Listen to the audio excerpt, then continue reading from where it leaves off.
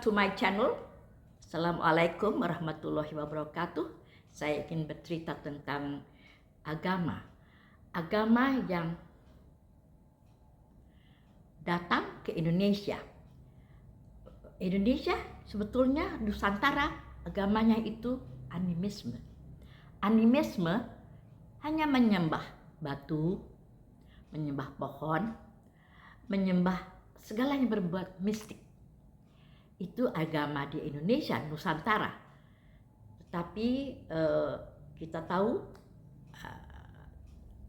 Arab Saudi, Islam datang ke Samudra Pasai, Serambi Mekah.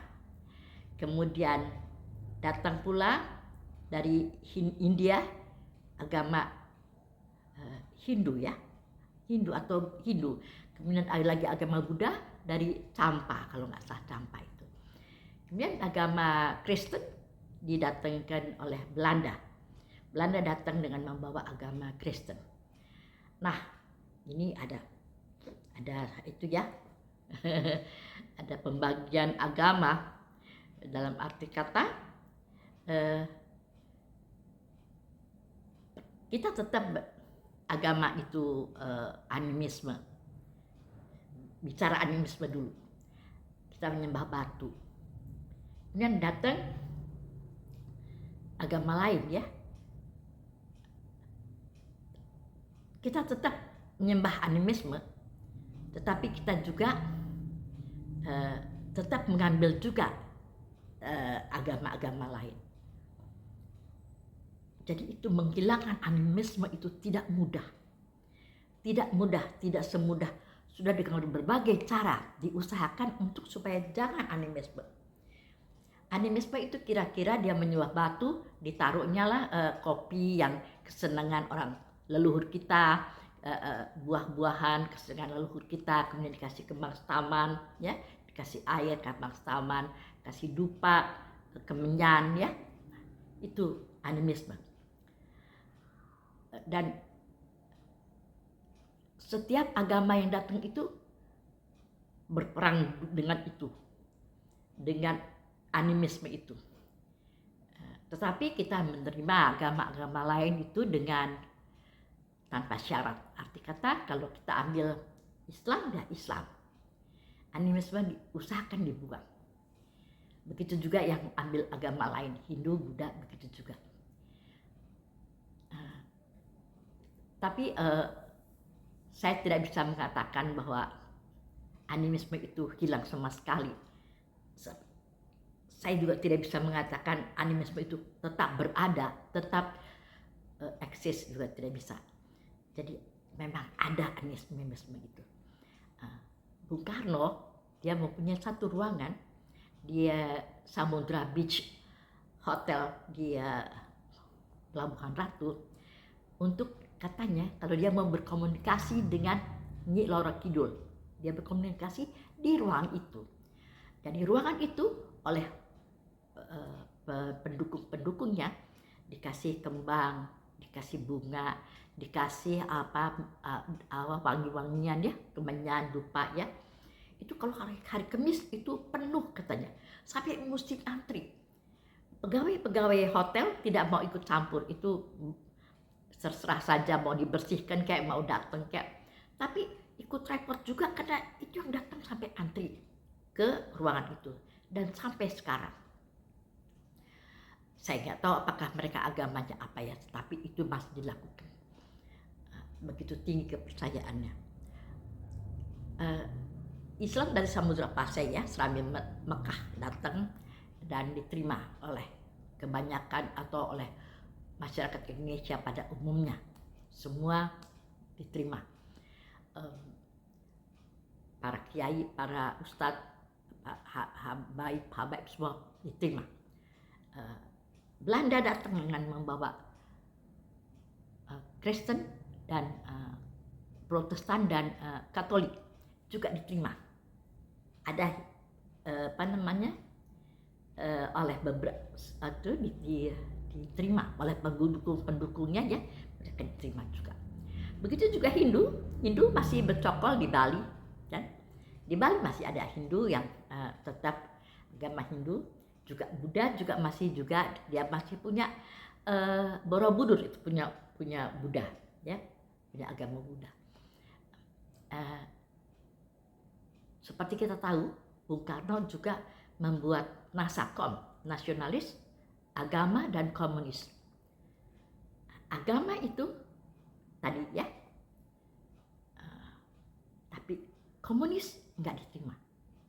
Ya, terbukti tahun 65 meledak kan, kemudian tidak boleh ada komunis ya. Nah, itu. Jadi kalau komunis tidak diterima, itu bukan agama ya, itu tidak percaya Tuhan ya. Tetapi di Jawa Tengah ada dulu satu aliran kepercayaan yang dia tidak Islam, tapi dia juga tidak Hindu Buddha, dia aliran kepercayaan.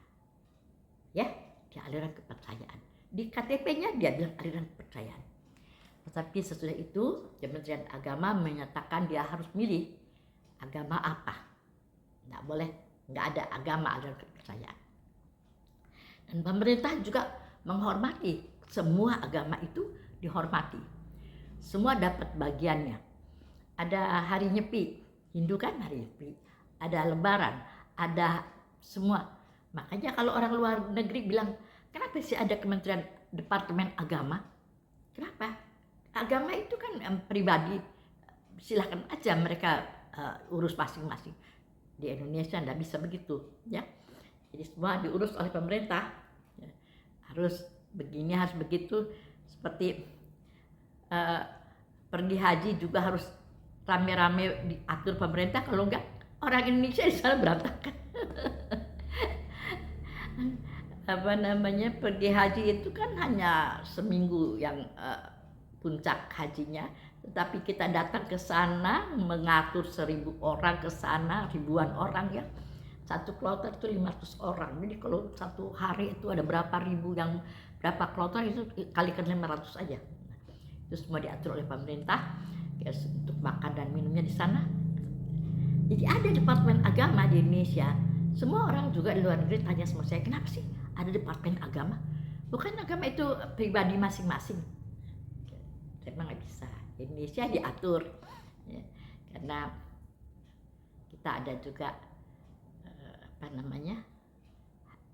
hari Natal kita ada, hari Isa Al-Masih ada, Pentekosta ada, kita hargai semua. Jadi kita paling banyak liburannya paling banyak liburannya Indonesia. Nah, kita kembali lagi ke Nasakom tadi udah ya, nasional agama ateis, terus terang aja nggak diterima di Indonesia ya. Saya belum ada kelompok atau aliran yang menyatakan saya ini ateis gitu, belum ada ya. Jadi mungkin ada 1 orang 2 orang, tapi yang pasti tidak bisa menyatakan dirinya saya ini ateis. Di Indonesia masih diatur. Jadi itu adik saya saja, dia pernah 5 tahun tinggal di Polandia, itu dia bersama ibu saya sana. Tapi pulang dari Poland dia kembali Islam biasa lagi. Dia Islam biasa lagi, tidak ateis ya. Begitu juga bapak dan ibu kembali Islam. Hanya di sana mereka ya ikut-ikut ateis ya. Sampai di sini kita diatur oleh Departemen Agama. Ketika Belanda datang, dia membawa Kristen, Protestan, Katolik, dan dia minta, dia kan pemerintah kolonial ya, jadi dia harus kamu setiap tanggal 5 Desember itu hari Zwarte Piet ya, hari Sinterklaas itu diadakan, ramai. Ada Sinterklaas, ada hari itu mereka ya, itu diramaikan dan dibesar-besarkan.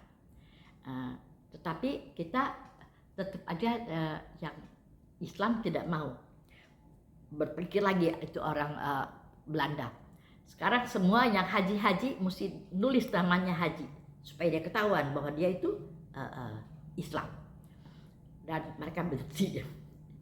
Sampai ada kan Multatuli Dobsteker dia masuk Islam, dia pergi haji, dia punya anak. Saking harus menyeludup, mencari tahu ada apa dengan Islam itu, kok kekeh ya semua yang Islam itu agak kuat-kuat tidak mau berubah gitu ya. Mereka tetap Islam. Tetapi juga yang Hindu, Buddha juga mereka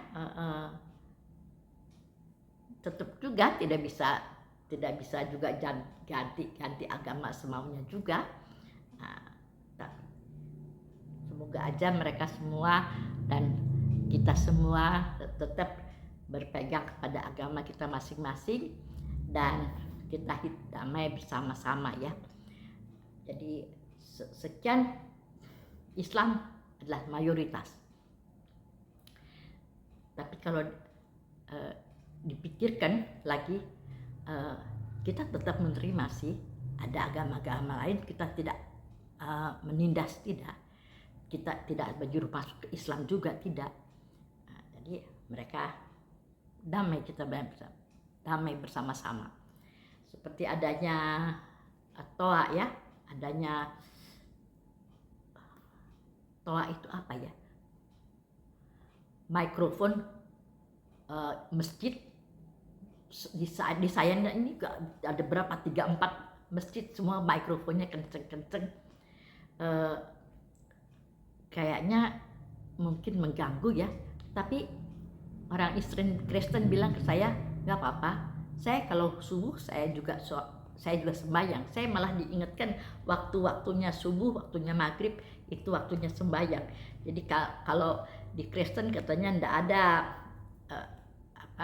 sign itu, tanda itu tidak ada. Jadi saya ikut tanda-tanda Islam aja. Kalau masjidnya sudah bunyi, saya juga sembahyang di tempat tidur, saya sembahyang. Sama, kita sembahyang katanya begitu. Jadi mereka tidak mungkin keberisikan ya, tapi itu kata-kata mereka kepada saya begitu. Jadi selama ini sesudah kita tahu Nasakom dari Soekarno, kita tahu juga Multatuli Dowsteker, kita juga tahu ada satu lagi. Waktu dulu kecil saya ada penulis komik namanya A. Kosasih. Dia cerita tentang Bharatayuda, tentang Ramayana, tentang itu cerita-cerita Hindu kan, cerita-cerita Buddha ya. Jadi dapat cerita-cerita itu dari mereka, kita dari A. Kosasih itu berbentuk komik dan berjilid-jilid. Itu mungkin cerita agama, tapi kita lihatnya ini aja ceritanya lucu aja menurut kita, cerita bersambung aja gitu. Itu zamannya saya kecil dulu ya. Dan itu pengaruhnya ke nama-nama. Nama-nama itu masih berbentuk seperti Hindu Buddha juga. Banyak yang namanya Panji, Pandu, banyak diambil dari bahasa Sanskrit ya. Begitu juga seperti ada seorang raja namanya Raden Adipati Arya Kusumediningrat. Dia membeli semua batu-batu supaya orang tidak lagi menyembah batu. Dia beli batu-batu itu, dikumpulkan. Batu itu berbentuk sih seperti sudah nggak dipoles, padahal udah berbentuk aja. Ada berbentuk kodok, ada yang berbentuk kemaluan laki-laki, ada yang berbentuk macam-macam ya. Itu mereka memuja itu, mereka kasih kembang, kasih wangi-wangian di situ. Oleh raja itu dibeli dan dimasukin di gudang. Sampai sekarang ada. Mau lihat itu Ciamis ya. Kalau mau lihat itu batu-batuan itu. Ya sekian saja perbincangan saya tentang agama. Sampai ketemu lagi di lain-lain kesempatan. Mungkin saya akan kasih cerita lain lagi. Kalau salah tolong dibetulkan, dimaafkan. Terima kasih.